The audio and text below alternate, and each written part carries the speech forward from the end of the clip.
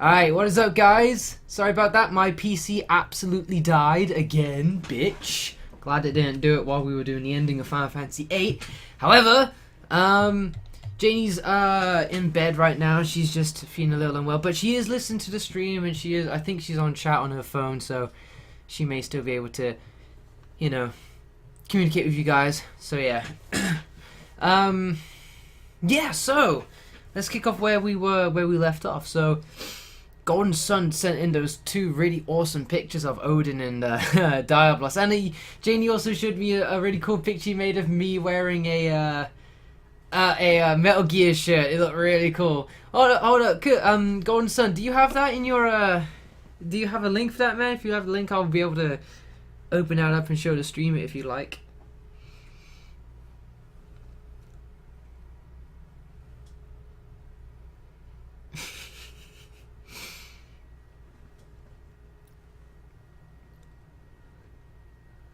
The one with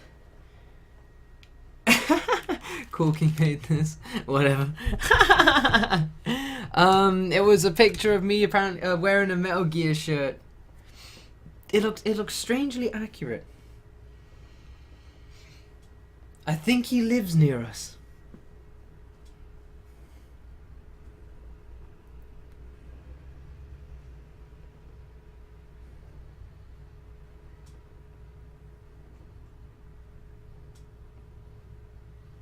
Ingu. Alright. Let me just punch that into here real quick. This is where it turns out to be a big fat penis. Yeah! Yeah! Keep being awesome, Snake. Thank you so much, man. From Golden Sun. That's so cool. I love it. I love it. It's awesome as hell. Yeah, there it is. Alright. So, with the end of Final Fantasy VIII, there was a lot to digest, wasn't there? It was a really overwhelming, very emotional, but very information heavy as well at the same time, which I really love. I love endings that can go here, there, or everywhere. You know, I also like endings that, you know, are very simple and straight to the point. But there's something about the possibilities to theorize and to really peel back layers of a potential story when it comes to a game with an open end like Final Fantasy VIII. There was closure, but yet there was also mystery to it at the same time. So Final Fantasy VIII's been out since 1999, and since then it's been able to get a ton of fans. I'm a very, very recent loving fan of the title, obviously. But fans have been around for years and years and years and years, and in that time they've been able to work together, come up with theories and ideas, and really study the game's events to the point where they've come up with these really in-depth analyses of the story's events and ultimately its ending. So we got one website here called Squall is Dead. So I'm guessing that's one theory, that Squall died, and I'm guessing this is going to be one that has a lot of traction. I doubt a theory with not a lot of, you know, relevant points is going to make quite a big impact. But apparently Squall is Dead is meant to be a big theory. So I've honestly, my initial thoughts of the ending was either they were stuck in time compression, or perhaps there was something very sinister that happened to Squall. I don't know. But what I did gather is that, you know, there is this kind of eternal loop. There's this kind of predestined. It's fate, isn't it? It's going to constantly repeat itself. Like the reason why we were fighting Idea in Disc 1 as a sorceress is because of the ending where Ultimacia approaches them and Idea absorbs her powers. And then the reason why Seed exists and we're on Seed is because Squall comes up to Idea before Seed is established and says it was your idea to create Seed to destroy the sorceress. You know, like these are all his ideas, like the salute he gives as well, and of course that ends up being the salute and stuff. And the reason why Idea is the sorceress is because she wanted to protect the children, so little Squall as well. So yeah, that's what I got from it. But then there was a really like really intense ending with Squall. It seemed to like he was either losing his consciousness or he was forgetting his memories. He was kind of losing himself in this what looked like a really barren wasteland he'd been walking for hours, but when it zoomed out, it was just this little patch of rock.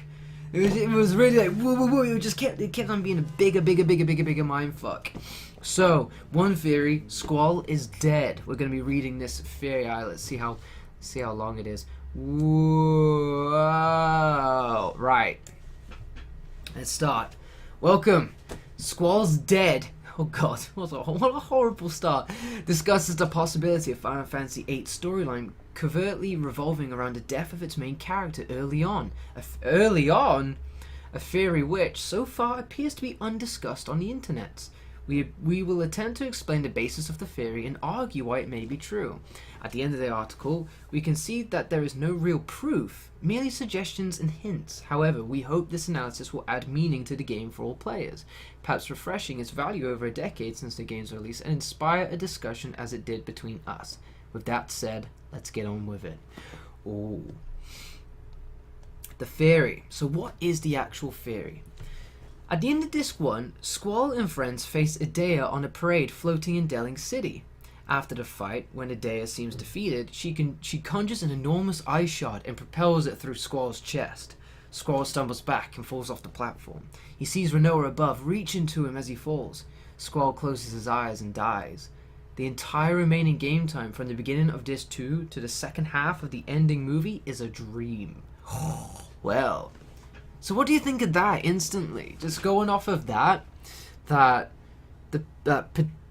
possibly Squall died at the end of Disc 1 when we did actually end up taking an ice shot to the chest, didn't we? But we woke up in the infirmary, I believe. It was like the infirmary or in our bedroom, in our dorm, at the beginning of Disc 2.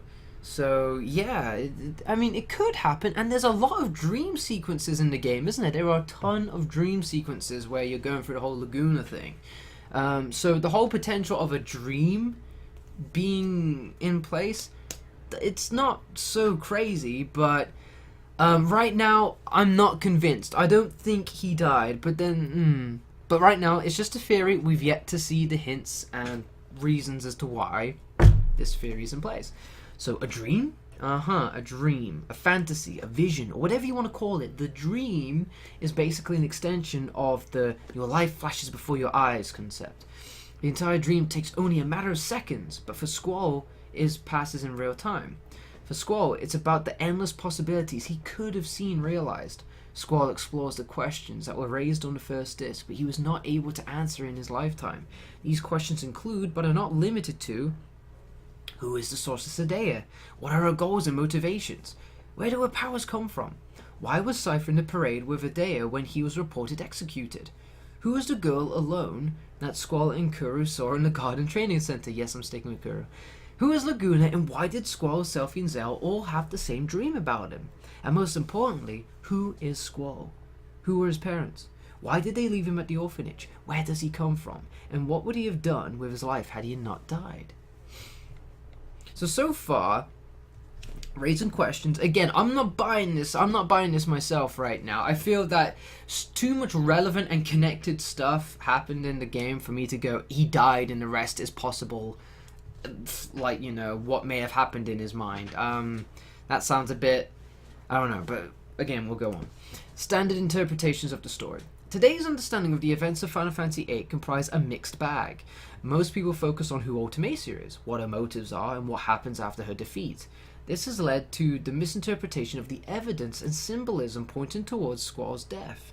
Some evidence that formerly appeared to be vague and inconclusive now represent clear allusions and references to the subtlety of Final Fantasy VIII's obscured meaning.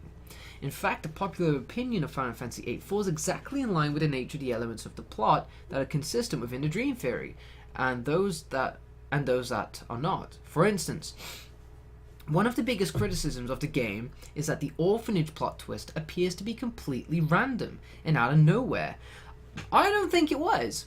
It wasn't a complaint of me. It fit, it worked, it made sense. If anything, the orphanage sequence kind of went, boom, oh, Wow, so that's why. And the reason why, you know, it seemed random and out of nowhere was because everyone had that experience with the GFs, and thus it started to eat away at their memories. It started to kind of consume their consciousness, I suppose. And the reason why Irvine was able to kind of make sense of it all was because he hadn't been dabbling. He wasn't a seed. He wasn't dabbling with GFs, and so his memory stayed perfectly intact. And thus he was able to. That's why he got nervous and hesitated with the shot against the dead, because he saw her as matron, not this evil sorceress who needs to be assassinated, like everyone else due to their experiences with the GFs. Alright, it appears to be too convenient. Or how could all the main characters have possibly grown up together in the same orphanage? The brilliance of the dream theory is that it addresses concerns like these and offers a logical explanation. Now, yes, everyone being in the orphanage, that is something, isn't it? That is... I'll give it that. Everyone in the orphanage? Everyone? I mean, just the creativeness when it comes to making a story is that you can do that. You can just go, would they just fucking were, you know? But yeah, I do admit that everyone being in the orphanage, now that is quite a coinky-dink, isn't it? Supporting evidence. You've become just a memory. In the latter half of Disc 1, 2 conversations take place concerning Cypher's fate, and if he will be executed for attacking the president of Galbadia. During these sections of dialogue, Squall muses to himself of the existential qualities of death. Would they talk about me this way if I died too? Squall was this and that, using the past tense, saying whatever they want. So this is what death is all about. In this manner, Squall considers his own death and what little difference it will make for the world. This serves as foreboding and an ominous suggestion to the viewer that ill times are ahead. See, now that was a big part in our playthrough, wasn't it? When Squall absolutely lost his shit. He absolutely went like, no one's gonna refer to me in the past tense, fuck you, you know, he just full on books it. That was really from left field, wasn't it? That just came out of seemingly nowhere. Like, something like people don't normally react like that in that way, do they? When it comes to reminiscing on someone who has passed on. They don't suddenly like lose their shit and go, no one's gonna refer to me like this, fuck you. You know, he had some kind of really, like, something stirred in him at the idea that he was a past thing. He was no longer present. He was, you know, he no longer, you know. Also, note this excerpt from the first conversation concerns Cypher's possible execution. Think what you want. Reality isn't so kind. Everything doesn't work out the way you want it to. That's why. As long as you don't get your hopes up, you can take anything. You feel less pain. Anyway, whatever wish you have is none of my business. So yeah, Squall kind of tells you that reality ain't so kind and everything doesn't work out the way you want it to. So the idea is here, I suppose, that with the ending, we see everyone partying hard with the homemade, you know, video and shit, and everyone's having a fun time, and then of course Rinoa and Squall, ta-da, they're together and shit.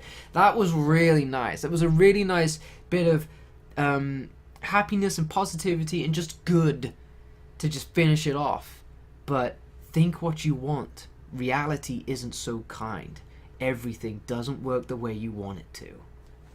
Here Squall states the obvious. Shit happens. People die and there's nothing you can do about it. That's just the way the world is. Everything doesn't work out the way you want it to. Not only is this foreshadowing, but it's also contrary to what some consider a central theme to Final Fantasy VIII's story. Fate.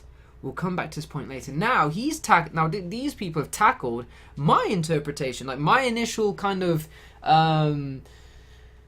reaction to the story is like, oh, okay, so it's all interlinked and it's all like it's a reoccurring kind of event where Squall kind of suggests Squall is the reason why Ultimacia ends up going to Adea, because he kicks the shit out of Ultimacia, ends up in this time warp, and is at the orphanage when baby Squall is there as well. But then Ultimacia is there after the fight, motherfucker, But then she wants to take over Adea so her powers can live on. But then also Ultimacia can die in peace. So that's the reason why Adea is an evil sorceress. And then it's also, and then Squall, of course, brings up the idea of seed, its purpose, and the salute and everything. So that's why seed is formed. So it's kind of like Squall created seed and ends up becoming a seed member, you know. So yeah, so the whole fate thing. So that was my kind of interpretation. My wound? No wound? The attempted assassination of Adair by Seed at Delling City at the end of Disc 1 is where everything starts and ends. Squall engages Adair and Cypher in battle on the parade float. After the battle ends, Adair casts a spell on him. So we all know what that spell is. She summons ice above her. It's like above her head, and it lunges straight into Squall's chest, who then falls backwards off the float with Rinoa reaching down to him, kind of like crying out. After the encounter between Squall and Adair, Squall wakes up in a cell in the Galbadian desert prison. Yeah, there we go. His first dialogue is, "Where am I? I challenged Adair. My wound? No wound? How? Galbadian soldiers. We were surrounded. He was there, Cypher, leering down at me. Damn you, Cypher." Apparently Squall's healthy and good to go. It is never again referenced directly in the entire game, nor is it ever explained what happened to his wound or how he survived. And remember, a piece of ice half as long as Squall himself went through his chest and came out the other side. This is no mere scratch that is so carelessly tossed aside. Most players seem to assume that Adair healed Squall to full health for the purpose of interrogation, but why would she? Cypher knows that Squall is no great captain from Balam Garden. He's no more privy to top secret information than are the other three. If Adair wanted to know more about Seed, she should be interrogating Kuru, who's been the Seed for 3 years and who has been teaching Seeds for 1 year. Squall has been a Seed for 2 weeks. Why go through all the effort of killing him just to bring him to full health when he's obviously a threat to her? So yeah, there's a Squall falling down with the ice shard in his chest. So that makes sense, doesn't it? We kind of pass off the fact that I think in a world of fantasy, magic, and reviving people, curing people, that kind of thing, it's easy to kind of shrug off a seeming instant full recovery from a shard of ice to the chest when such features are in the world. You know, where you can just instantly heal and revive people with items and spells. But then again, you've got to take into account that there are I'm not going to spoil anything, but there are events in other Final Fantasy games where characters' deaths play a big part, where someone dies and that's it. You can't bring them back. Even though if that very same character was to fall during a battle sequence, you could bring his ass back up with a Phoenix Down, with a revive, you know, and then keep him alive with cure. It'd be absolutely no problem. But for the sake of story, the character has died and thus it is impossible to get him back. I don't know what's going on anymore. As some of you may have noticed, the plot takes a few unanticipated turns after the end of Disc 1. At first, the transition is rather subtle. When plot twists are introduced, they are fully explained and are not in conflict with existing plot information. In fact, the more you learn about this world, the more everything seems to make perfect sense. Everything fits together in an elaborate but perfectly designed puzzle, absolutely.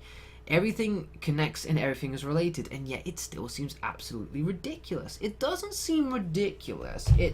I think at first it's like, what's going on? But then the more you get into it, it's like the puzzle starts to unravel like your typical story would. It starts to unravel, and it may unravel and you may be able to kind of see, oh, it's okay. Oh, whoa, wait, what? We just take a big turn. I didn't think it was going to go that way, and more will be revealed through twists and turns until it makes sense. I wouldn't shrug it off as being ridiculous myself. The story takes on a dreamlike quality that centers itself on Squall and everything Squall has ever wanted.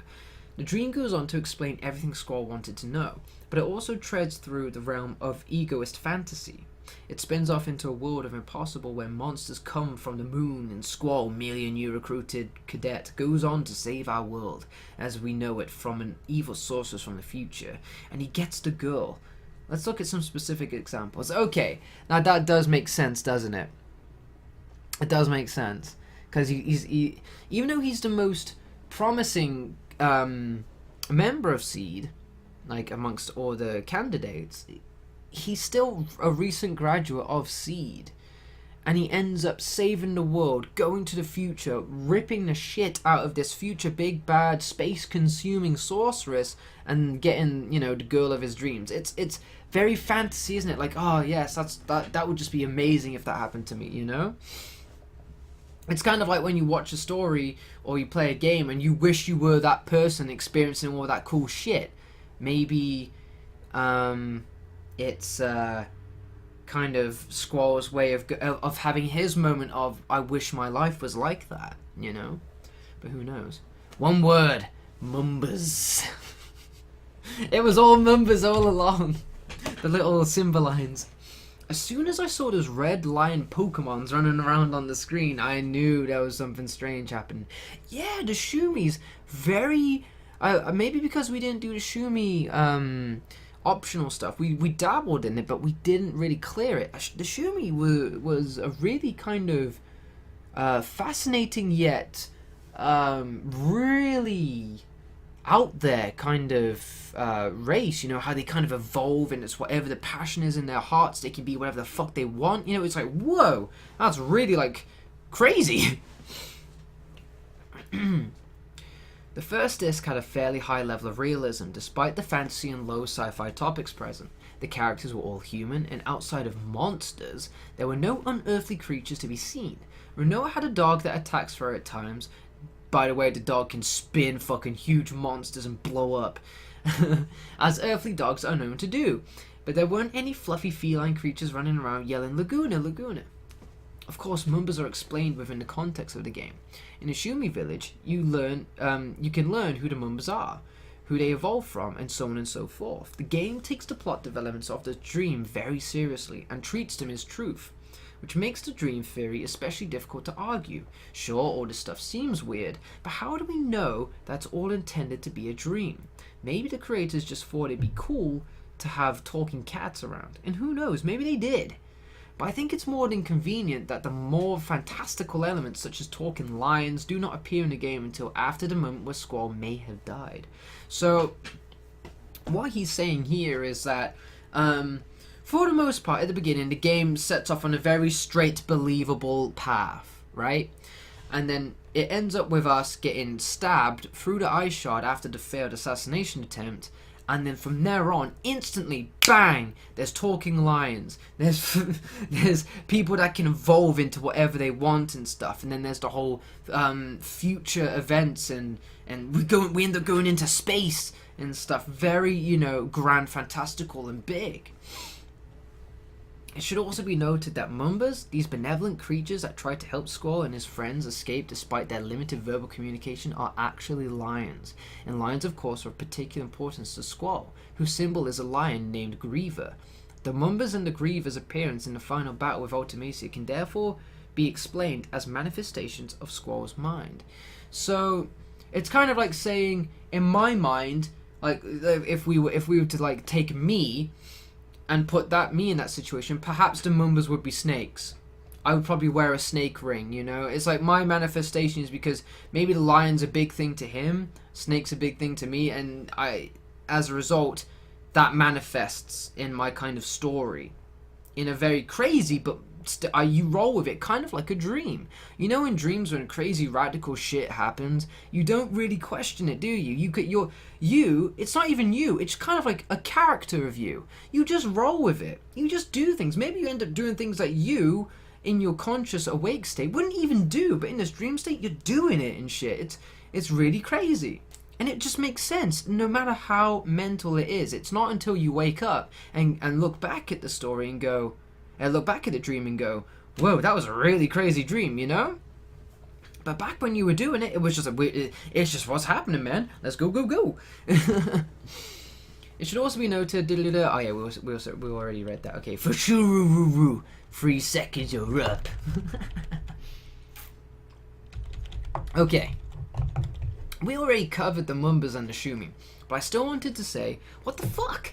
The Master Guard is a giant yellow sloth alien creature? You gotta be kidding me. I don't know about you guys, but this is typical dream material in my opinion. Of course, Norg and his kids are fully explained in the game if you take the time to seek the information they present. but there are no hints presented in the story to suggest this sort of twist was coming. When walking around the garden in the beginning of the game, you often see the cult-looking guys in red robes wandering around, sometimes conversing with you briefly. I more than once thought they looked a bit creepy, though, and I can easily imagine that Squall would have thought the same, and integrated their possible backstory into his dream. I gotta admit, when I did come across Norg and he ended up being the master, like, Norg's the master of the garden, and that whole conflict in the garden, and we ended up fighting Norg, who ended up being this big, custody, melted cheese, like, motherfucker, I gotta admit, I was like, what just happened? You know, I just went, what? Yeah, so yeah. Not only is there no evidence leading up to this discovery, after Squall and friends kill Norg, that's it. Nothing happens. That's true. Squall speaks to Sid, but he doesn't even talk about it. I expected him to at least say, oh, by the way, Sid, I just killed the big slimy dude that was hanging around in the basement yelling orders and acting all powerful and stuff. Hope that's not a problem. There's no retaliation, no consequences, nothing. The story goes on as if Norg had never ever came into it. Totally, that is completely true. Norg was just a really left field concept, and you rolled with it because you just did, and once he was gone, he was out the picture. Chop chop, that's it, done. This really crazy fucking element came into the story, convinced you, and then disappeared with no trace whatsoever afterwards, and it convinced you. You went with it. So yeah. Also in the Norg section, another little twist comes to the surface. Sid and Adea are married. It's another typical twist. The only important older male character and the only important older female character married and have a backstory that goes back decades, and like Norg, it comes completely out of left field. The twist does not conflict with existing story information, yet it seems so out of place and unrealistic. I'm not even going to bother discussing the floating garden. You guys get that point. And now our school is flying. So yeah, I kind of am more on the side that Sid and Adea are totally believable. It totally makes sense, you know? And perhaps that could also help play into the idea that all the kids in the orphanage ended up becoming seed members. Hear me out. So we know that Matron is the one who ended up taking care of all the kids at the orphanage, right? And then all of a sudden, this teenage guy comes into the mix and is like, dun dun dun, he's all futuristic and cool and shit with his fancy blade made of gun metal. And then Matron's like, okay, what's the deal? And then there's this really freaky drag queen walking towards them. And there's this mysterious teenager goes, get back, Matron! He knows her name. And she's like, it's okay. I get it. She's a sorceress wanting to fucking die, but she has to pass on her powers at this point. And I've got kids to protect, and I'm a sorceress myself. I'm going to take this responsibility to protect the kids. You get out of here after sussing out who he is. Anyway, Sid is married to Adea, so Sid knows and cares for all the kids in the orphanage as well. But after learning of Adea's absorbing powers of the sorceress Ultimacia and her persona, and he knows the whole idea of Seed and their purpose of destroying the sorceress because of the future Squall that came into it. He's like, okay, fine, we need to make this Seed thing a reality. And so he makes it reality, and he knows that Squall was the big baddie, well, it's like the big awesome dude of it all, because he's the one who managed to come from the future into the past and say all this shit. So he goes, okay then, he definitely needs to enroll in Seed, and because all these kids are orphans with no parents and nowhere to go, why not bring them? It'll be kind of like their school/home at the same time. So that would make sense as to why everyone in the orphanage ended up becoming a Seed, except for Irvine. But it does make that would definitely be believable and make sense as to why everyone's kind of stories and backstories are connected to one another. So yeah. Yeah. So that's another point onto the Norg thing. That's a point onto this theory. I totally go with that. But the whole Sid and Adair thing and the whole everyone's kind of fate being interlinked, it's definitely going to go on to what I'm just going to call my theory or fate theory. I'm going to put that onto that one, not onto this one, because for me, in my mind, that makes sense on the fate theory kind of sense, how we've done it. I've perceived it. I don't know how you guys have perceived it yourselves. Perhaps it's fate. And we're back to the fate question. What I wanted to point out on the subject of fate and destiny in all that hubbubaloo is simply this. The subject of fate does not come up up until after the end of disc 1. The word fate comes up only once on the first disc, when Squall and friends, Bitch and Camaro just joined. What up, man? How you doing? Welcome to the stream. Hope you have a great time here. The word fate comes up only once on the first disc. When Squall and friends get the last train for Delling City, moments before it disembarks, Irvine comments on the luck by saying, perhaps it's fate. After the first disc of the game, however, fate becomes a frequent subject of conversation. It's Seed's destiny to defeat the sorceress. It's Squall's fate to lead Garden. Squall's destined to face Cypher, etc. Fate becomes such a prevalent topic that many players come away feeling that fate was one of the most important elements of the Final Fantasy VIII story and the answer to all questions. I am one of them myself right now. I'm hoping that this theory is going to probably throw some insight my way. Fate is the reason why this lowly cadet instantaneously becomes the leader of Garden. Fate is the reason why everyone in your party apparently knew each other as children. Fate is the reason why everything falls into place like a perfect fantasy. Okay, now he says, I do totally get that fate is the reason why the lowly cadet instantaneously becomes the leader of Garden. Now that is really bizarre, isn't it? Because there was a lot of that. We had a lot of those overburdening situations in the game where everyone's like, what are we going to do, Squall? Squall! Squall! Squall! Squall! Squall! It's all on you, Squall! What are we going to do? You know, and then everyone instantly looks to you when really you haven't. Why me? Why me? You know, and Squall does that. He's like, you know, he face palms. He's like, why am I taking responsibility? Why am I the one who has to lead all this all the time? Why me? Why me? So yeah, that totally makes sense on the dream aspect. But fate is the reason why everyone in your party apparently knew each other as a person, as children. We already discussed that, and for me, that's already settled as the whole why everyone already knows each other as children. That makes sense to me as a fate thing, not a dream sequence. That totally, for me, that plays out as a fate thing. What's up, Jane?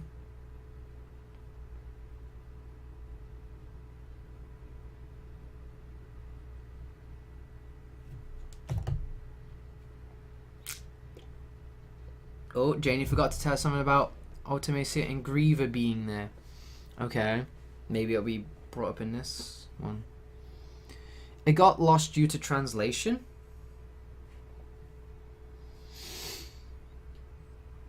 What did? I don't understand. What got lost?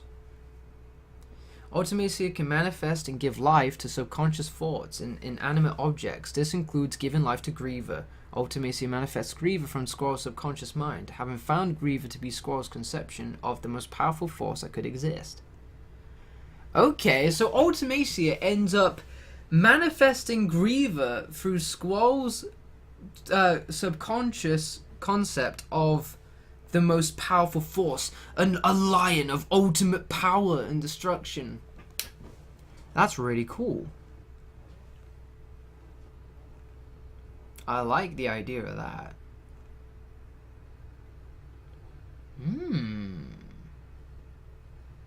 That's really cool. Yeah, I didn't know Ultimate. But then again, Ultimacia, who seemed to have so much power and capability, that's not so crazy, is it? To really, that's the thing. There's no limits.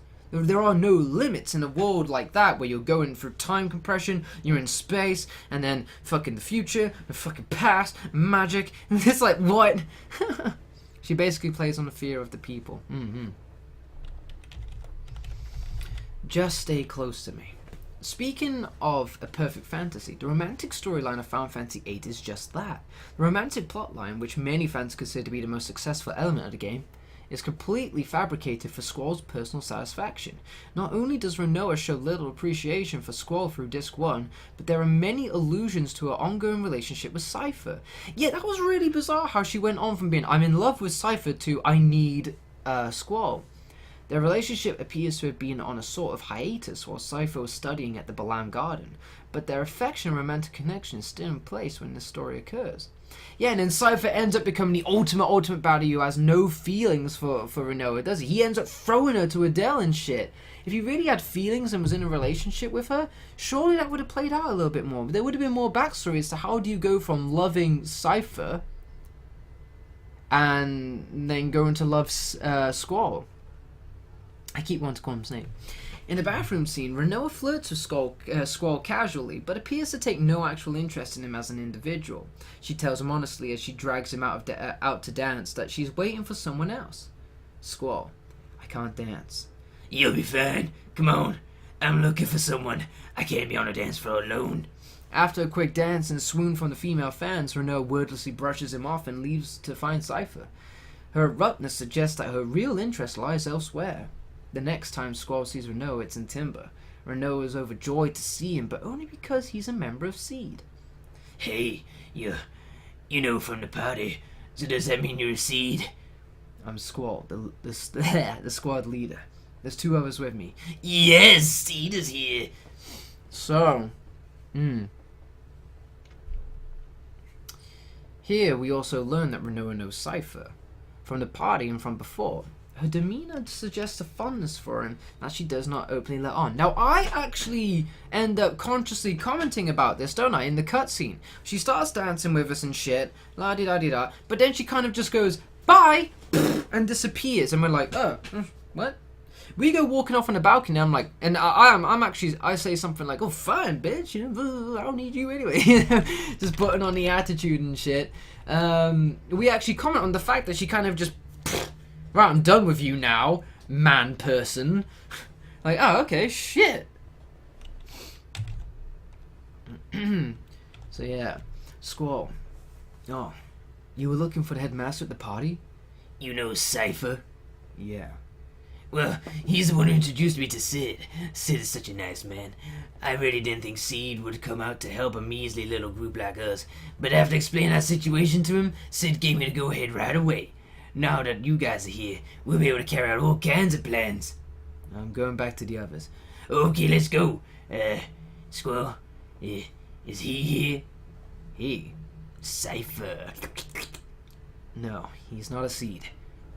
See, and Squall ends up making it so that, I'm starting to be convinced, you know. After the events of Timber, when the party discusses Cypher's execution, Rinoa speaks more openly on her relationship with Cypher, and this would just make the whole game so much more tragic on Squall's part. Rinoa. I really liked him. He was always full of confidence, smart. Just by talking to him, I felt like I could take on the world. Your boyfriend? Yeah, I don't know really. I think it was love. I wonder how you felt. Yeah, do you like him? If I did, I wouldn't be talking about it. It was last summer. I was 16. Lots of fond memories. Lots of fond memories. So this isn't just some bullshit, you know. Yeah. Like, man, I treat them mean to keep them keen. You know, it's more kind of like, they seem like at least somewhat serious, but there's nothing from Cypher. There's nothing. It's all like, no, I'm too busy being evil, because in my mind, I'm this person that you need to take on and that you want to love to hate.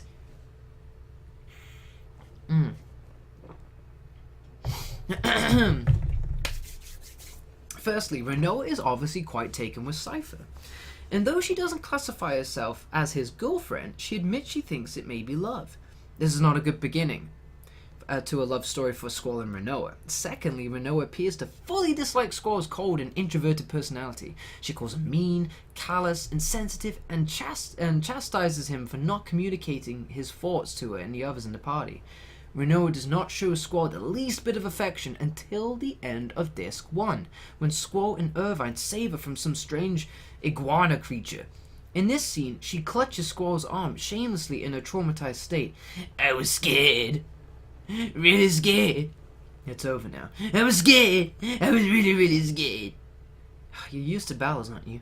I couldn't. I just couldn't. I couldn't fight alone. You're not ready for all this. Better get going. I haven't forgotten your order. Just stay close to me. A few moments later, at the sniper position, Squall considers the possibility that he may have to fight Cypher as an enemy. He mentions the possibility to Rinoa, who obviously may be heavily affected by Squall trying to kill a romantic interest. And Cypher does say something about a romantic dream, doesn't he? Who knows? Rinoa, Cypher's alive. He was in the parade with the sorceress. Yeah, what does that mean? Who knows? If I were to face the sorceress directly, would I have to go through Cypher? It's the way it goes as a seed. You can't choose your enemies. I may end up having to kill Cypher. You're both prepared, right? That's the kind of world you live in. You've had a lot of emotional training, but of course I'd rather not happen. Rinoa appears to accept that if Cypher is protecting the sorceress, it is necessary to dispose of him. I think it's important to note at this point in the game, at the end of Disc 1, Squall is aware of Rinoa's relationship with Cypher and does not seem threatened by it. Furthermore, Squall does not want to kill Cypher. Squall and Cypher have a history of quarrels and petty competition, but Cypher is still a comrade. In the final exam in Balam, Squall and Zell work together with Cypher despite their differences. The only reason to kill Cypher in his apparent alignment is his apparent alignment with the sorceress, which is never fully explained. It isn't, is it? It's so bizarre how Cypher is just kind of like, he's absorbed, he's like infatuated, he's obsessed with this whole kind of reunion with sorceresses. It doesn't make sense on the Cypher part when you really think about it. So yeah, after Disc 1, the complexity of this situation becomes much simpler. The relationship between Rinoa and Cypher, the relationship Rinoa and Cypher had is never again mentioned, except by Cypher in the form of taunts during battle. Rinoa herself seems to have completely distanced herself from Cypher, and Cypher's enemy status is never again questioned. Cypher began as a rather complex character, an enemy at times to Squall and Zell, but still a friend in battle. He broke out of the Garden's disciplinary wing to risk his life for Rinoa, who found his courage inspiring. After Disc 1, he is a villain, and his only goal appears to be serving the sorceress. I personally expected Cypher to have been brainwashed or mind-controlled. Me too. And I spent a majority of the game waiting for Cypher to snap out of it and join Squall's team, but he never does. The story just accepts that Cypher is now evil and must be killed. It's so simple and, well, convenient.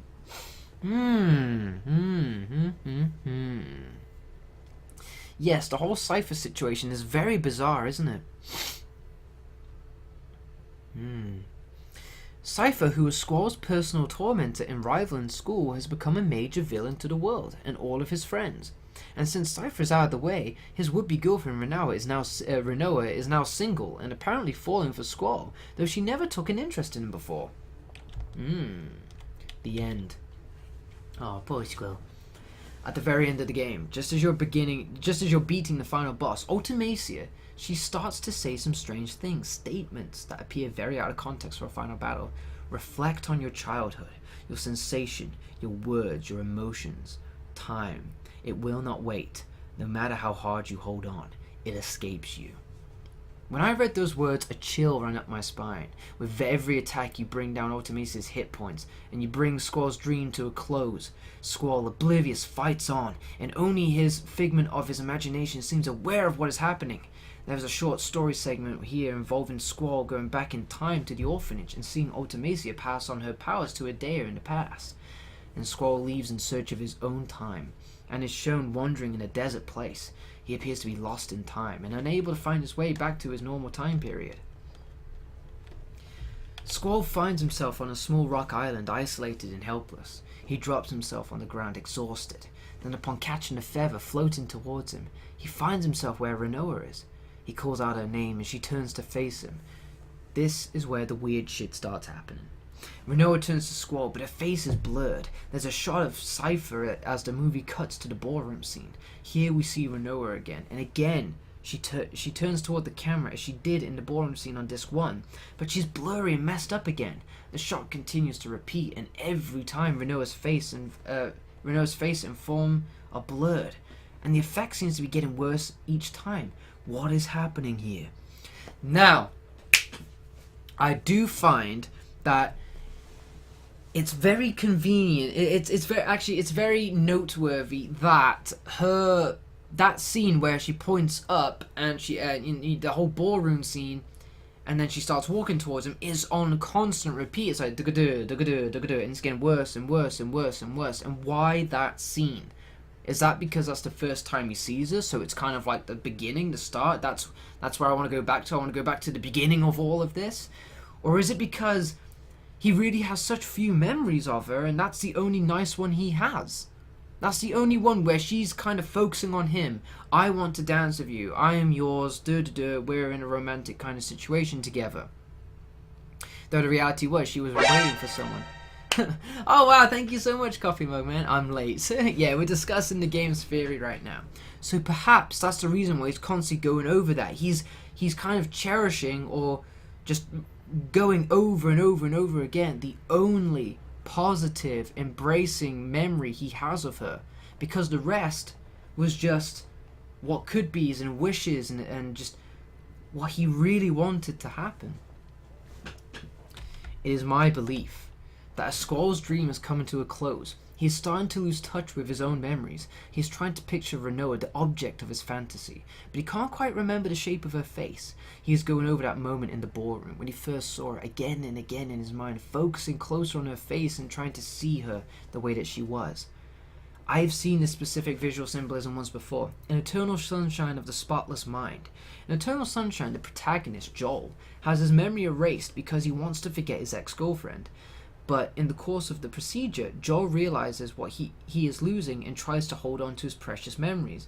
He tries to remember the things that they have already erased, just to find the characters in his memory are faceless, blurred beyond recognition. As Squall is visualizing Rinoa in the ballroom, we start to see some quick shots interrupting the movie. The first one, as I already mentioned, was of Cypher. What is noteworthy about the shot of Cypher is that it shows him in the torchlight from the parade float, where Idea tried to kill Squall with an ice spell, perhaps his final moment. Then, that is creepy. Then, some quick shots of Rinoa appear. They are as blurred as the Rinoa from the ballroom scene, but these images of Rinoa come from the scene where Idea makes her speech before the parade. Rinoa, who appears to be under Idea's spell, follows the sorceress outsee the screaming crowd. Again, the final moments before he's stabbed. Why these moments? We see some shots of Rinoa floating in space, and then they're back in the ballroom looking for Rinoa. Then there is another assortment of shots from throughout the first disc of the game. First we see the mechanical spider monster from the final exam in Balam, followed by a shot of each of the party members, but Squall, Kuru, Zell, Rinoa, Selphie, and Irvine in that order. The images of Kuru, Zell, and Selphie are from the final exam in Balam, and a shot of Irvine is from his introductory FMV clip. This is the shot of Rinoa. This frame was taken directly from the scene in which Squall was killed. Rinoa is turned into Squall, who has just been impaled. We see some shots of Balam Communications Tower, the Ragnarok, and there's a clip of Rinoa still blurred with her hair in the wind. A shot of Cypher pushing Rinoa into Adele goes by. Then we see more of the Balam Tower, and a clip of Rinoa reaching to Squall from the parade float. It's all going back to the first disc event before we just get stabbed, and as we get stabbed, there's an explosion, and we see the arc from Delling City under which Squall died. The camera takes us through the arc, and we're back in the ballroom for more blurred face action. There are a lot of images in this section, including Idea from the parade float, Ultimacia, Rinoa in space, the eyes from the cast members fading into each other, and probably a lot more than that. There's also a frame from the last moment in the disc, the image of Squall's eye as he falls from the parade float. At this point, the movie, and for the last few minutes as well, Squall's life has literally been flashing before his eyes. I feel that there's a particular focus on the two main events of Disc 1, the final exam at Balam and the encounter with Idea on a parade float. But of course, the ballroom scene, which was of particular importance to Squall, is by far the most covered event in the first half of the ending FMV. However, as I've been mentioning throughout this section, there are also snippets of images from the latter half of the game, particularly Rinoa in space. At the very end of this part of the ending movie, we see Rinoa coming towards the camera, arms open for embrace as before. The closer she gets, the more obscured she becomes. Then we see our first shot of Squall. Whoa. Yeah, I saw that. That was really creepy. I remember seeing that really, really fast. This shot keeps me up at night. Seriously. Oh, yeah. Ugh. So far, the best analysis I have for this screenshot is that Squall feels empty, that he is losing his sense of self and everything that comes with it. He's having trouble visualizing his memories, or even remembering reality from fiction. Think back to what Ultimatus said at the end of the first battle. Reflect on your childhood. Your sensation, your words, your emotions, time. It will not wait, no matter how hard you hold on. It escapes you. His life is fading from him. You can't hold on forever. Ooh. Or they just wanted to give me nightmares. There is one last shot of Rinoa floating in space. The glass on her space helmet cracks and sheds and sends large pointed shards toward the camera. There is a sound, like someone being struck by a sword. We cut to Squall, eyes wide, a tear escaping him. He throws back his head and is consumed by white. Here's a video of the ending up to this point.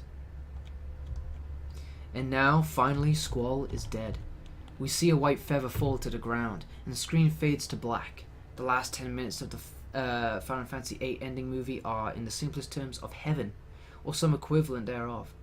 That horrible Eyes on Me song boots up, and we see Rinoa wandering around. She finds Squall and holds him, apparently thinking he's dead. The clouds whirl open to the sun, so the sun can shine through. Pink flower petals swirl in the wind across a gorgeous green grassy plain, and Rinoa looks back to Squall with a look of amazement. Those pink petals turn to white feathers on the wind, and the movie cuts to Balam. At the Balam port, we see Cypher, Fujin, and Raiden fishing in the same gorgeous sunny weather that Squall and Rinoa were experiencing. Fujin kicks Raiden into the bright blue water, and Cypher cracks up laughing like a schoolboy. Cypher, who I thought we had finally defeated for the first time, looks up and smiles at Balam Garden as Balam Garden sails by overhead. The movie cuts to Laguna, who's standing out at Rain's grave. We get to see Laguna propose to Rain in the past, and they embrace. Laguna is in the present sees Alone coming back to see him, and they look up as the Balam Garden goes over them as well. During the credits, they show a home video clip where all the characters get to act like complete retards. All the party members are there celebrated, but Squall and Rinoa and even Sid and Adea are in attendance. Irvine dances like a goon, Selfie bounces around like an airhead, and Zell stuffs his face with hot dogs. Yay. After the final credits, we get to see the stuff that makes the fangirls go wild. Rinoa stands out on the garden's balcony and Squall under a starry night sky. She raises her finger just as Squall remembers, and Squall smiles back at her. One last thing. If this was really how the game was meant to be interpreted, why did they make the dream so subtle? I can think of 50 ways to make it more apparent to the audience that the events taking place after Disc 1 are not real. So if the creators meant for Squall to die, they also meant for his death to be obscured and subtle. We view the dream as if we are the dreamers. Yeah. And even though sometimes events take place that could never ever happen in the real world, we do not become aware that it is a dream. A similar plot, we kind of talked about this a few minutes ago, didn't we? A similar plot can be seen in the film Vanilla Sky. Just FYI, if you haven't seen it, don't read on. Spoilers, etc. I haven't seen it, but for the sake of the theory, meh. In which Tom Cruise plays a character who chooses to have himself put to sleep. At a certain point in the movie, he begins dreaming, and the entire remainder of the film is a fabrication of his mind. At first, there is a little indication that anything is amiss. There is little indication. The plot continues as though nothing is different, except of course that everything starts to go his way. After a while though, things start to go a little crazy, and he ends up awaiting the death penalty for beating his girlfriend to death during sex, while experiencing what appeared to be a delusion. Good God. And all the while the audience watches on in confusion, as unaware as the character that this is all just a dream. Now, the problem I had with Vanilla Sky was that they couldn't leave it alone. I think it would have been a really cool movie if they had left it up to us to discern what had really happened. Instead, we, the audience, received a full exposition dump in the final moments of the film as the character carefully explains to the protagonist and the audience that the whole movie was really just a dream. Maybe the only real difference between Final Fantasy VIII and Vanilla Sky is they just never told us what really happened. In Final Fantasy VIII, they let us live in the dream as Squall did, and we never know the difference.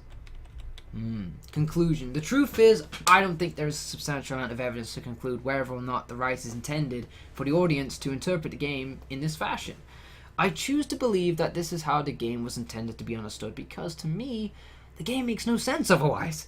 Everything that happens to the characters after the first disc is ridiculous. The ending is like recapping the game on acid.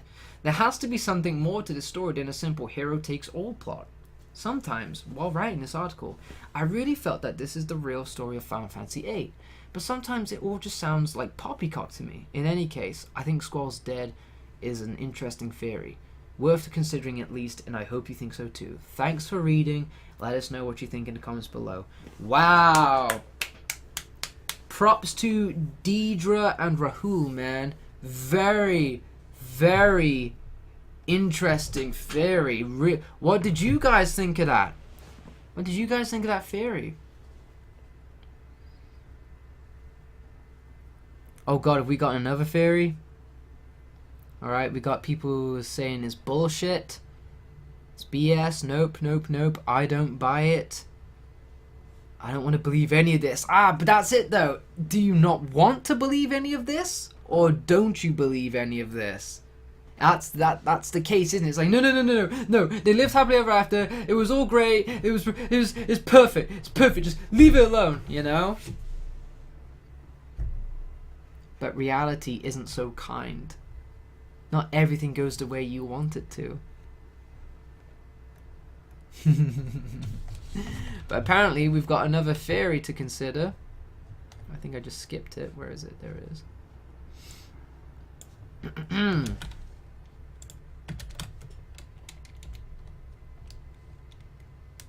punctualdork.com. Ooh, whoa. Rinoa equals Ultimacia theory. Okay.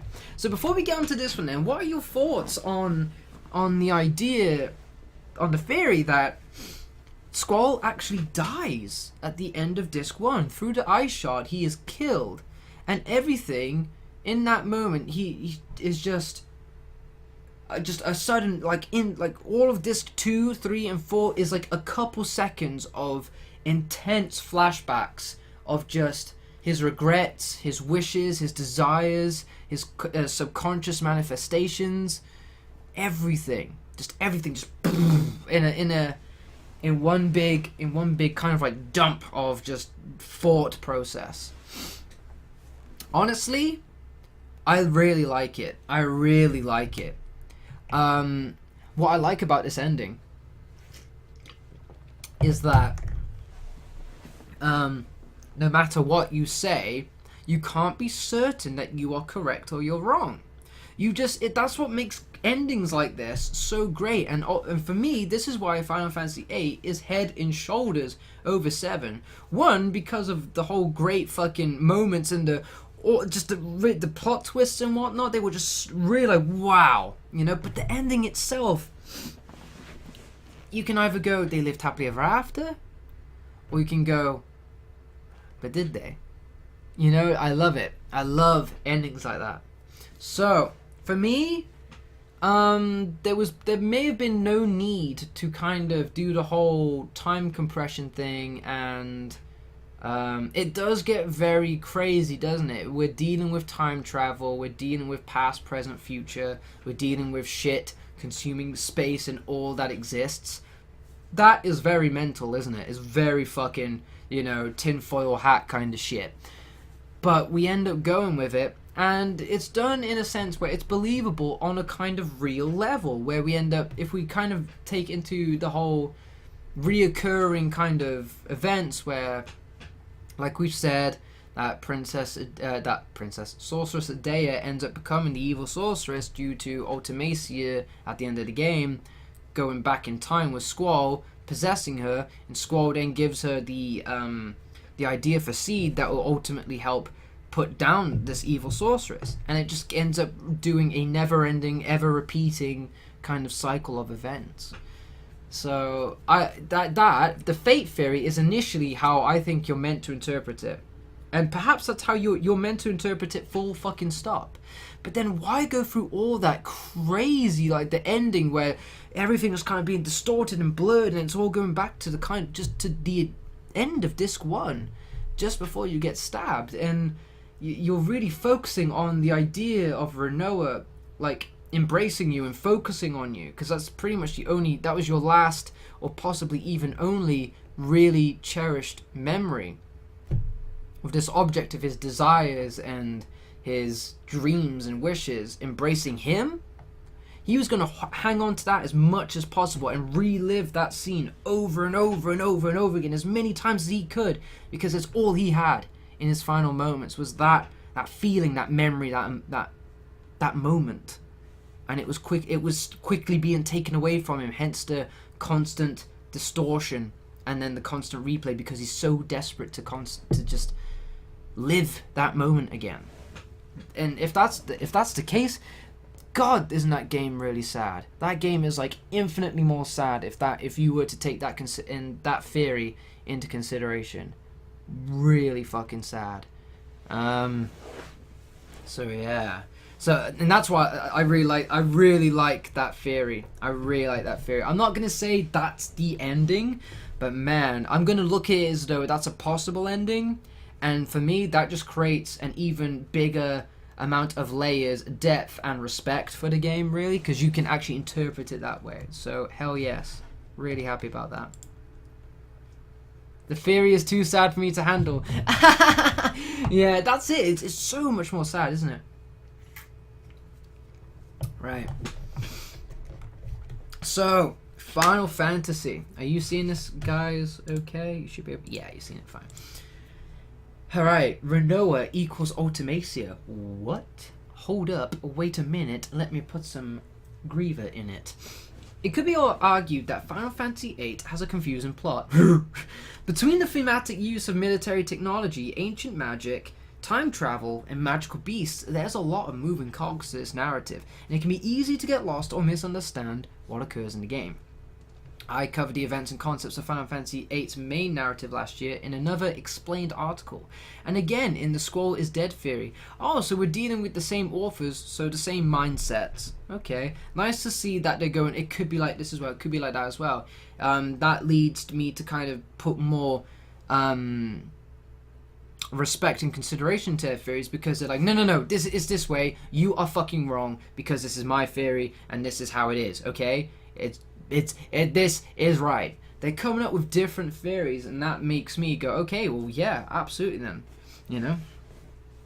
But I neglected one of the leading arguments against the legitimacy of the presented story, that Rinoa and Ultimacia are actually one and the same. What? I wouldn't have thought that. Now, of course, there's that moment where Ultimacia possesses Rinoa, but they're actually one and the same throughout the game? Very... what? There happens to be a lot of conjecture surrounding this theory, with some people saying it's implausible, and others saying that there are too many parallels between Ultimacia and Rinoa to just ignore. Interestingly enough, a rumor has been popularized that Square Enix has disproved this theory. They have not. And I'll ask anyone who believes otherwise to provide evidence in capital letters. What the company has said in Final Fantasy VIII Ultimania, and that sorceress boasts the same lifespan as a human would. In a plot that is centered on time travel and suspended animation, mainly unorthodox things are possible. So, while I don't personally ascribe to this theory, it could actually fit into the narrative of Final Fantasy VIII. Today we'll detail the theory, its reasoning, the possible problems, and my thoughts. So what is the actual theory?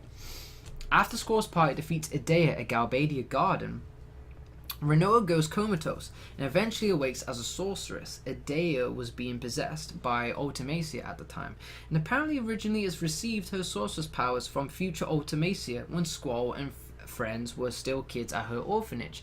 This is because sorceresses have to pass their powers down to others before they die.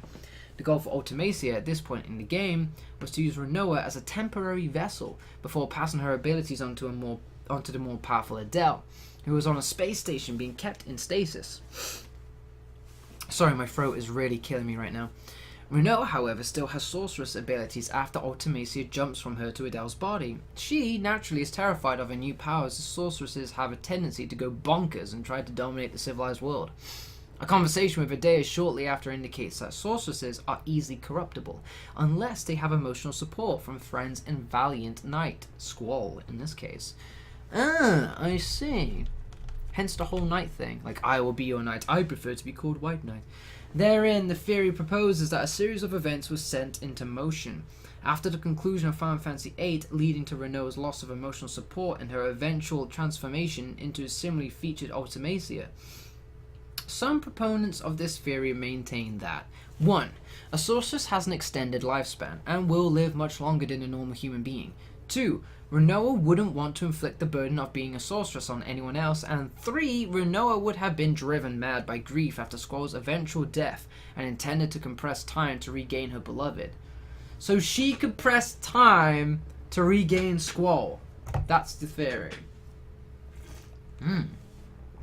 Interesting. There's a bug on my screen. Get the fuck off. Get the fuck off my screen. So, the reasoning. Rinoa asks Squall to kill her if she goes dark side, and he eventually kills Ultimacia. This could be foreshadowing. The Japanese instruction booklet for Final Fantasy VIII indicating that Rinoa will end up being warped. Ultimacia's GF is named Griever. Yeah, but now we said something crazy, didn't we? We said something crazy that what if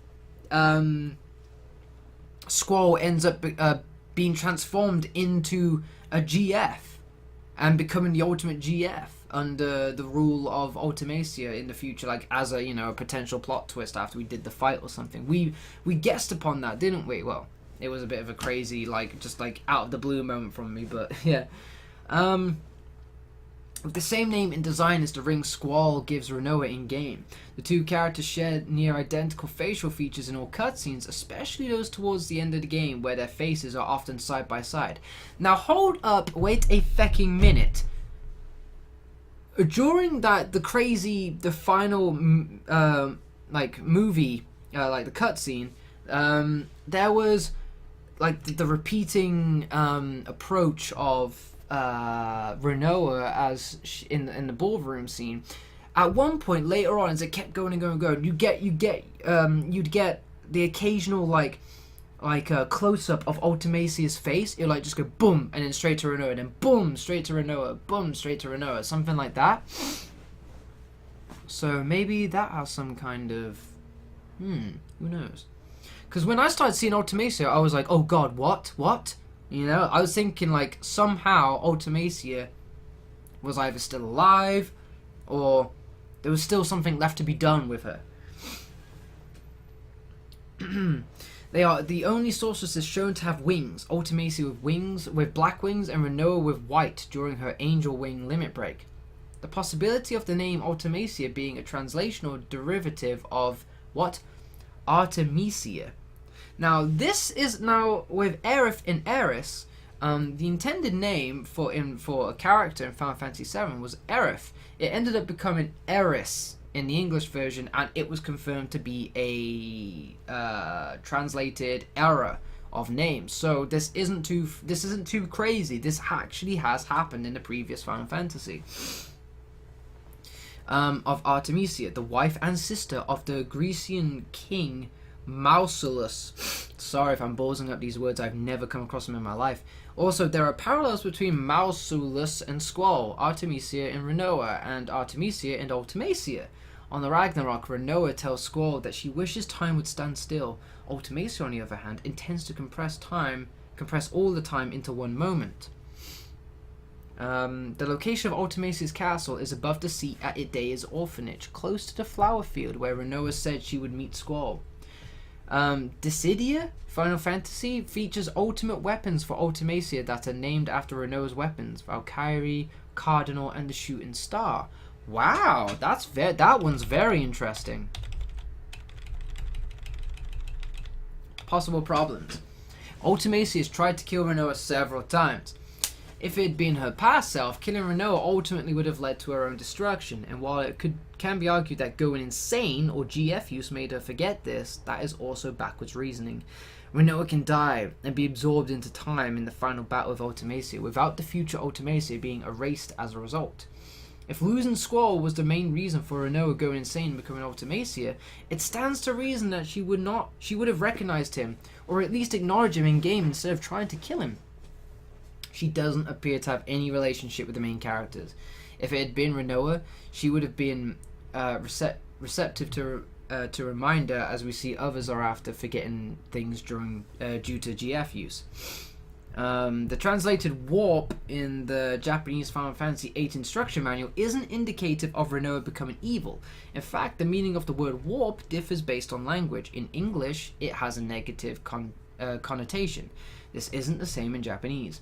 Artemisia was also the name of a European artist whose life and times mirrored Ultimacia's to some effect. A documentary of Artemisia was released while Final Fantasy VIII was in pre-production. It doesn't have to be an allusion to Grecian history. Or Grecian. The two characters seem somewhat identical, but it's clear that Ultimacia is significantly older than Rinoa. Also, we know that sorceresses cannot live forever. Griever was created by the images in Squall's mind. It is seen as the strongest GF because Squall believes it so, not because of the ring Squall gives Rinoa. If Ultimacia has forgotten Squall and everyone from her time as Rinoa, she wouldn't have parked her castle near Adea's orphanage. She can't have things both ways. You can't have things both ways. After the events of Final Fantasy VIII, during Dissidia Final Fantasy, she doesn't appear to have gone insane. In fact, she is just cold and calculating, like how the main narrative of Final Fantasy VIII presents her. Dissidia allows her to use weapons inspired by Rinoa's weapons, but at the same time, could be said about Cecile using weapons inspired by the ones wielded by Golbez. I don't know who these are. Tidus using whackers and Kuja using garnets. Oh, okay, so different characters use different characters' shit, so it disproves her using Rinoa's weapons. Final comments. I understand why this theory seems so attractive. Ultimacia doesn't actually have a lot of character depth, motivation, or backstory of her own, and this reasoning does spice up the game a little. Unfortunately, it's also dependent on circumstantial reasoning and working backwards from a foregone conclusion, which is never how a theory should be backed. In fact, you have to accept Rinoa equals Ultimacia as being fact in order to fully buy into most of these explanations. This is a logical fallacy, and there are just as many arguments against this theory as there are explanations based on circular logic. Leaps in assumption that have shaky support at best are usually defeated by Occam's razor, all things being equal. The most simple explanation is the best. There is already a perfectly reasonable and well-supported explanation of Ultimacia's origin. Had Ultimacia actually been Rinoa the entire time, I'd like to think there would have been more solid backing in game, and Final Fantasy VIII Ultimania would have at least mentioned a link between the two. I do like this theory though. It does add an extra layer to the events. There just isn't enough concrete evidence to support it. I agree. It's an interesting theory, but it's very it's very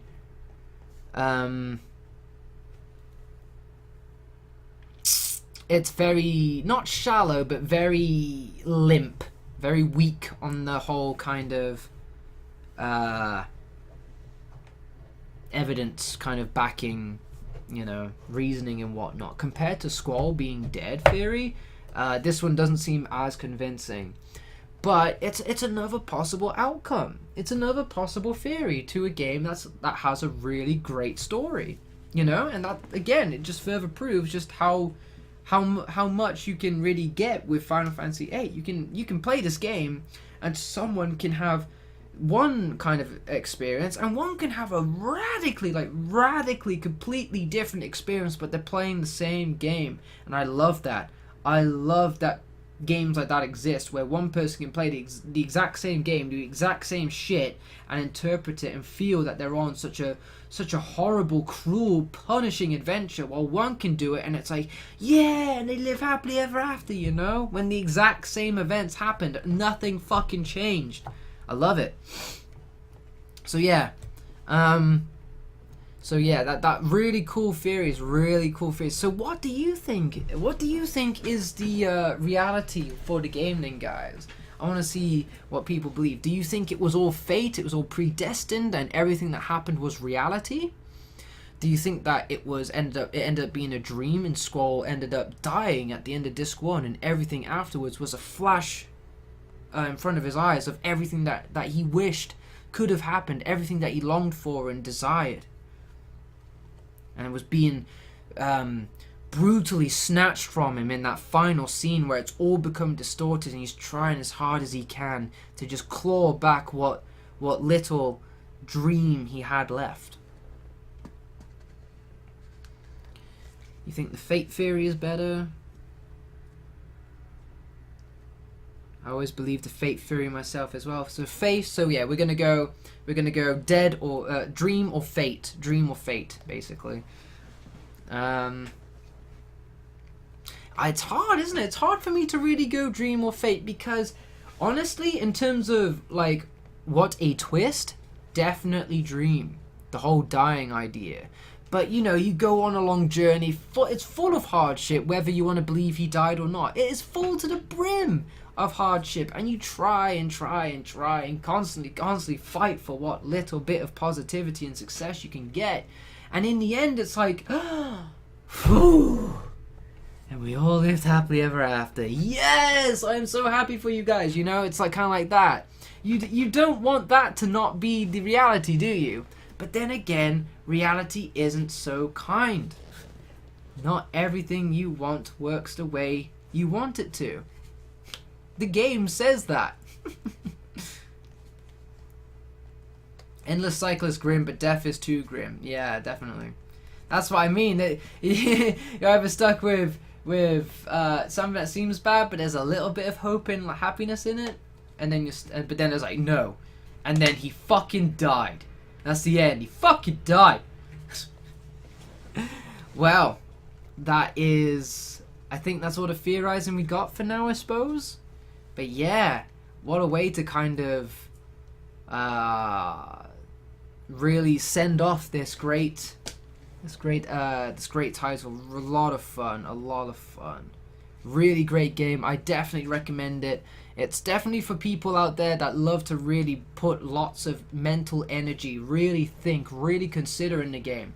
For people that like to run in a straight line and kind of, you know, have a story play out in front of them and they succeed and stuff, probably not for them. They'll probably end up kind of going, you know? And it'll probably get shit on in that process. That's probably why Final Fantasy VII was loved so much more than 8, because 7 was... You didn't have to put half as much like consideration or like theorizing or just really thinking. You didn't have to think half as much about 7 as you did with this. Nowhere near half as much. Holy shit. So yeah, I think Final Fantasy VIII is probably for those people that really love to really get into the nitty gritty. The Metal Gear Solid players, the MGS players, people that like to fucking go, right, here's this mental mess of a fucking story and a world, but it makes sense if you look at this in this way and possibly this in this way, or it could be looked in this way, you know? So I think if you enjoyed games with really crazy stories, but but characters that really mean something to you, you'd really love Final Fantasy VIII, I think. But that's it, guys. That's gonna be the final stream based on Final Fantasy VIII. What a way to send it off by considering what the ending meant with everyone, getting everyone's final thoughts on it and everything. My final thoughts. I'd like for it to be the Fate ending, but I'm afraid that it is the Dream ending. I'm afraid that Squall is dead, because it kind of it speaks for itself that the evidence isn't, again, the writers, they say it themselves, there's enough there to make you seriously consider it, but there's not enough there, or there's enough for other theories that really makes you go, okay, well, I can't fully wholeheartedly go, it is this then, you know, there's no way to really go, it is this, and there's no way it can be rejected, there's no other way that it can be denied as fact, you know. But there's enough there to really make you go, it definitely could be.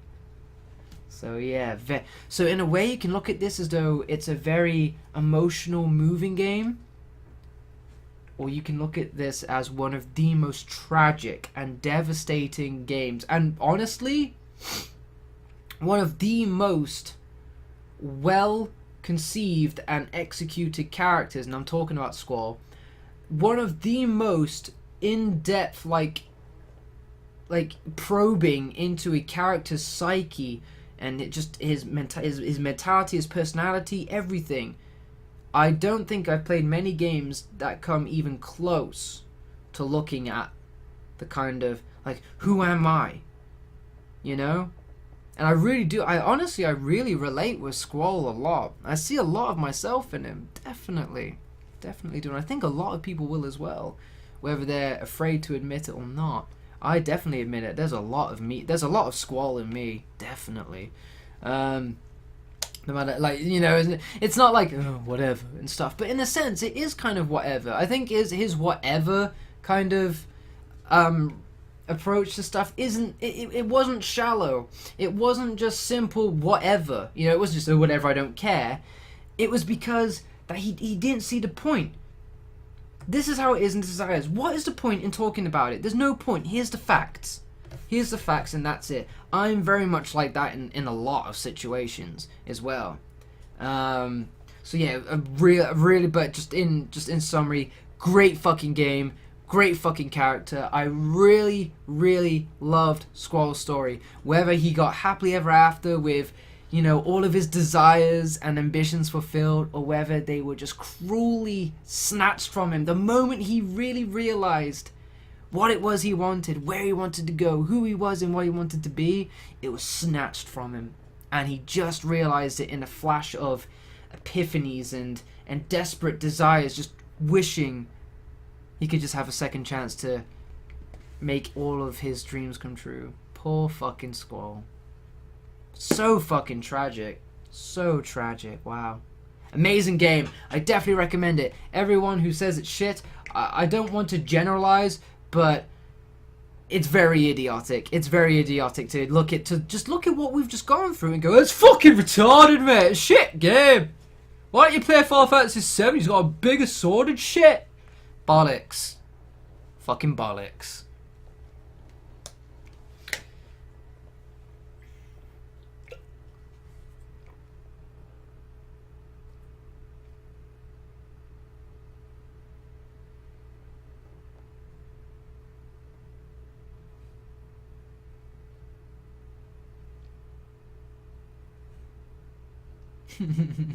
Yeah. So what's next in store? Oof. What is next in store? I have no idea. I have no clue. Don't get me wrong, I don't dislike 7. I really like 7. I really like it. It was my introduction, and before 8, it was my only kind of experience and understanding, knowledge of Final Fantasy, of what Final Fantasy was, what it meant, what kind of series it was. 7 was all of that. Everything I knew about Final Fantasy was 7. That's it. But then I played 8, and it felt like it could be so. Final Fantasy is capable of being so much more than what I thought it was. Like infinitely more. I had no idea that the level of storytelling was this fucking good. You know? Not like, oh, it made me care about the character good. That's always a nice story to have. But it made me care about the characters. But then I could really break them down and really look in between layer and layer. Like, so, it's really, really rich, really, really deep kind of world and character development. Love it. And I didn't have that in 7. The characters were either just cool or they weren't. But in 8, they were more than that, you know. They weren't, I like him, I don't like him. There was depth, there was reason, there was so much going behind the scenes. But yeah, I think because Final Fantasy VII was the one that like everyone wanted, it was like, yeah, it's so good. That 8, no matter what 8 would have been, 8 would have got shit on. 8 would have got shit on, regardless of whether it was Final Fantasy VII, but Cloud had black hair now, or whether it was the Final Fantasy VIII that we know it, or whether it was Final Fantasy VIII that ended up being the most amazing game in the world. It would have got shit on because of their success in Hyper 7. There's no way of going, you know, kind of looking at it any other way, I think. I mean, you can, but I think when it really comes down to it, it's just people really loved 7 and was on the 7 bandwagon, and then no matter what came after, it was like, okay, whatever, but still not as good as 7. 7's the best. 7's the fucking best. You know, they just fiercely defend their first experience with the series, which may have been 7, instead of really go, okay, wow, 7 was great. I can't wait to see how they've improved with 8, you know? But it really makes me sad because we look at Final Fantasy VII probably going on till 10 or 9 perhaps, and everyone always looks at those Final Fantasies and goes, wow, yeah, that was when Final Fantasy was fucking Final Fantasy, yeah? That's when people really go, wow, that was amazing. But you know, I've yet to see people go, 13's the best one. 12 is easily the best fucking Final Fantasy. Final Fantasy 14, motherfucker, best game in the world. You know, I don't know whether that's due to nostalgia and rose-tinted goggles or whatever you want to call it. Because I'm sure for Final Fantasy, it was a lot of people's first kind of game experiences, you know, like it was one of their first breaks into, you know, really gaming. Kind of like, say, on the same lines as probably like Pokemon for some people as well, you know.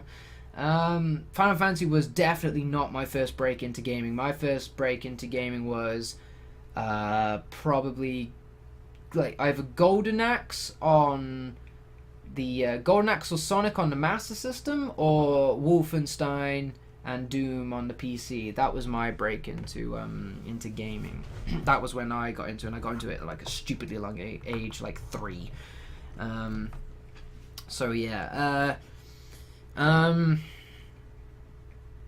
yeah. So I don't know. It's hard to really know, because I haven't played any of the Final Fantasies of recent years, but I don't get that same kind of fan love and cherishing and just like, oh, I love this game's amazing, you know. I don't get that like I hear with people with 7, like I've seen people here with 8, like I hear with people with 9 or even 10, but with like 13 or the recent games, people don't seem to really care. They go, oh, it's whatever, it's bullshit, it's crap compared to the old ones. Now I don't know whether that's the same people who said shit about 8 compared to 7, or whether it's people that loved 7, 8, 9, probably 10, I don't know how good 10 is, but I hear people really like it, and I don't know if it's those guys, and they go, man, what happened to that great rich series that we had? You fucked it.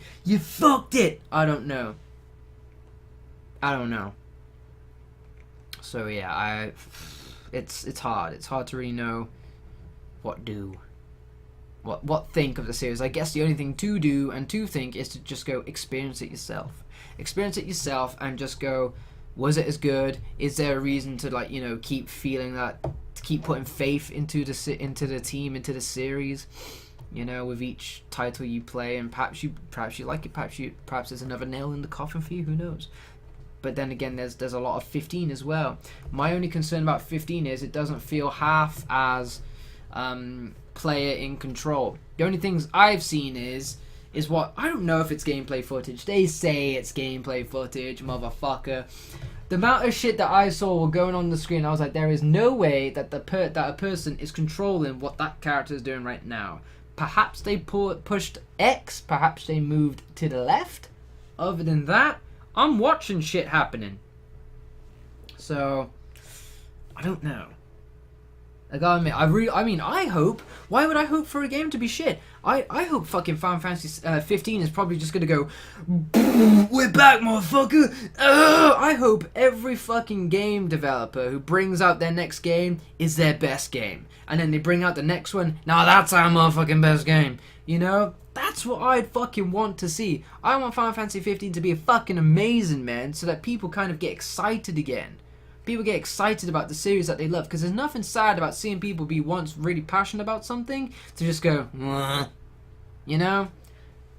So yeah, I'm gonna stay optimistic and go, there's a reason why Final Fantasy 15 is taking so long. Hopefully it's because they really want it to be as perfect as they can, because I refuse to believe that the people that made Final Fantasy 8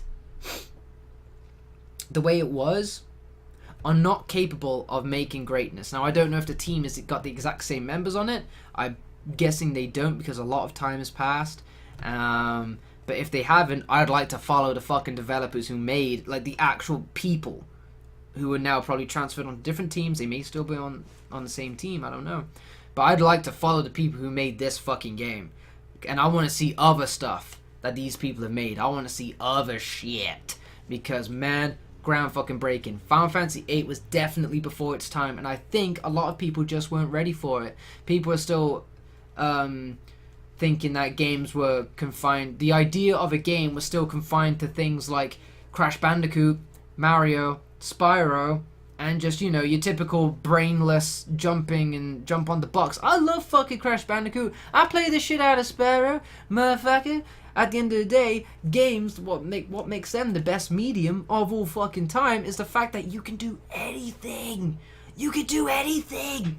It can be a mindless jump on the fucking box, or it could be the most enlightening, like, mind unlocking adventure you ever go on. That's the beauty. That's the appeal and the great attraction of games. So that's our end of Final Fantasy VIII. I hope you guys enjoyed it.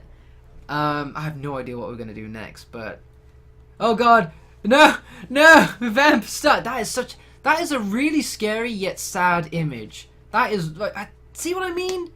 So it's something like that just makes me go no, and it makes me go no. At the same time, I love it. So much emotion, so much like reaction to the things that I've experienced in it. I love it. Really amazing game. I would say 8 is an example of games being considered art.